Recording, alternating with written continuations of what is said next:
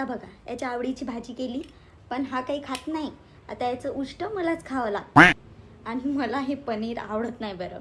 घे ना मग खाऊन घे एक शेवटचं घासा पिल्लू. घे कावचं घास कावचं.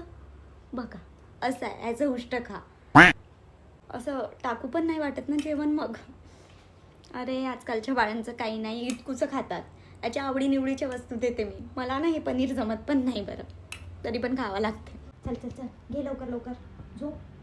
तुझ्या याच्याने मला पण आराम करायसाठी भेटते. घे लवकर झोप चल, नाही तर मग कामं करावं लागते घरचे. झोपून घे. झोपत होती.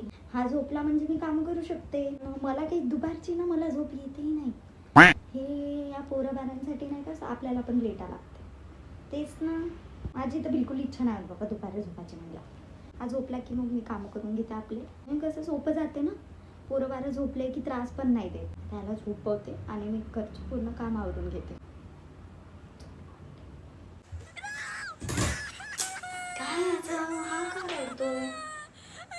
अरे देवा, हा पोरगा इतका त्रास देतो मला ना, माझ्याशिवाय राहतच नाही हा. अच्छा काय करू मी आता? बघा एक काम नाही करू देत मला. सगळं तुम्ही एकटं कराल कसं वाटते हे? म्हणजे मी काही मदतच नाही करू शकत तुमची. तुम्ही करून घ्याल ना? बरं मी येते, त्याला सांभाळून येते.